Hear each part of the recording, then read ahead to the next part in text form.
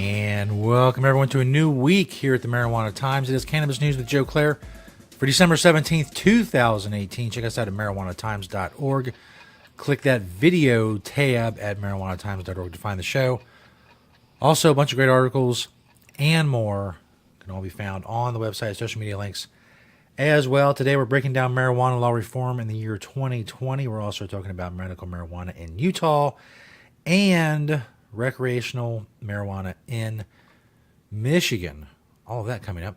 But first, of course, Cannabis News is brought to you by Natureside, nature-side.com, and their organic, all-natural pesticides. Grow safe and poison-free no matter what you're growing. Don't use banned pesticides. Don't put harmful chemicals on what people are going to be ingesting. Check out Natureside, nature-side.com, a proud sponsor of Cannabis News. They're awesome. Go check them out for their organic, all-natural pesticides. This first story by yours truly at marijuanatimes.org, breaking down marijuana law reform in 2020. I got a chance to talk to Morgan Fox, who's the Media Relations Director for the National Cannabis Industry Association. He used to be with the Marijuana Policy Project. Talked about federal, what's going on a federal level. He said, quote, "It appears very likely that some form of comprehensive cannabis policy reform will at least get a hearing at the federal level in 2019. Though it is impossible to tell if it would get a vote or if that vote would be successful." Of course, this is a subject we talked a lot about here on the show. He continued, "We should have a better idea in the coming months as committee assignments are finalized and we're able to meet more frequently with the new Congress. However, I would imagine that any changes in federal law, including things like allowing banks to do business with the cannabis industry and eliminating the unfair 280E tax code, would give states more confidence to move forward with sensible reform on their own." In other words, the feds can get something done, then more and more states will feel comfortable, and lawmakers in more states will feel comfortable moving forward with some sort of marijuana law reform. There's a lot can happen between here and then and now. Morgan mentioned a lot of states that are looking to do something via the legislature, states like New Jersey, Illinois, Vermont, New Hampshire, Delaware, Connecticut, New York, and Rhode Island. And, of course, 2020 possible ballot states could be Florida, Ohio, Arizona, and North Dakota.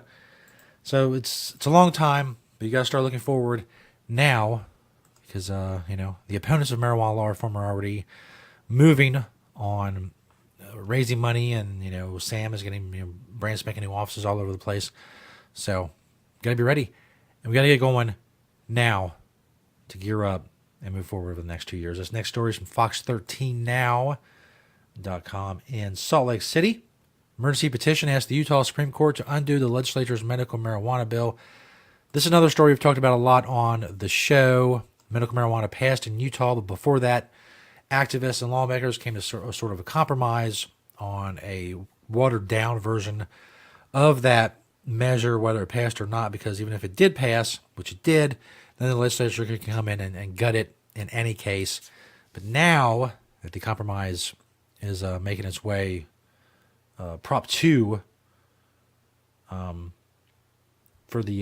swapping out Prop 2, the medical marijuana bill, for this compromise bill in the legislature. Activists are petitioning to have that stopped and to respect the will of the voters, if you will, when it comes to this.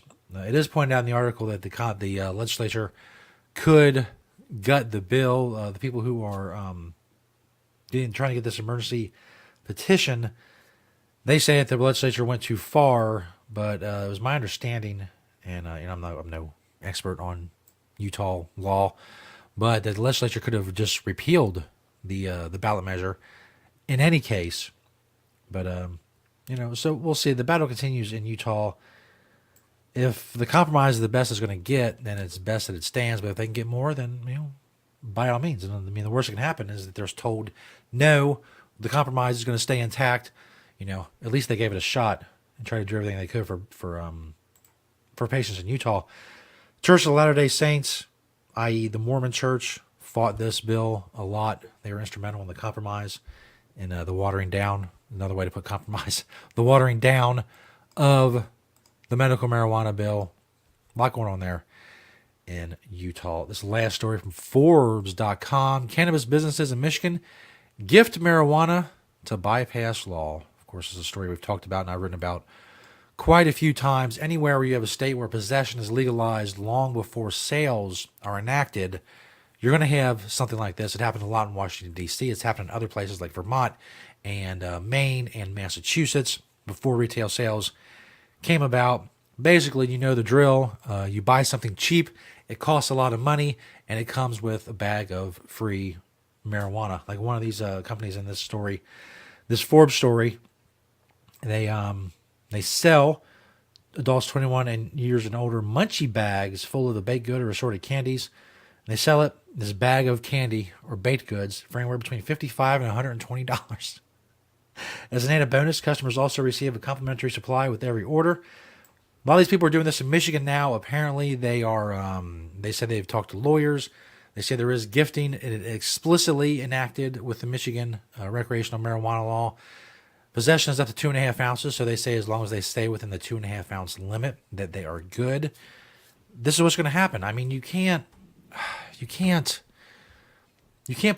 make possession legal and then not legalize sales. This is going to happen. The illegal dealers are going to have a field day because the people they sell to are going to be able to carry it and walk down the street with it or whatever.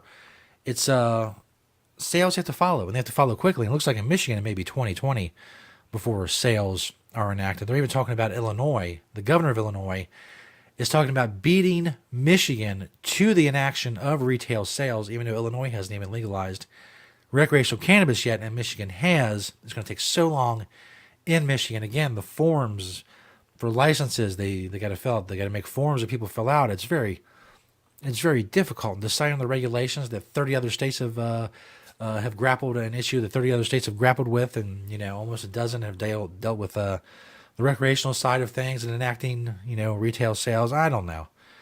It's very difficult for some states to get done. Oklahoma hasn't had a problem with their medical marijuana law. They're getting stuff done. I don't know. Some states can do it, and some states can't, and that's sad. Another sad thing is that that's the end of cannabis news. Check us out at marijuanatimes.org. Thank you to Natureside, nature-side.com, and their organic, all-natural pesticides. Thanks to all of you who watch this show, like, comment, share, all of that stuff. Keep spreading the word about cannabis with this show. Subscribe on YouTube and Vimeo. Of course, the audio-only version of the show can be found on Apple Podcasts. You can subscribe there as well. Thank you again for watching and listening. We'll see you next time right here on Cannabis News.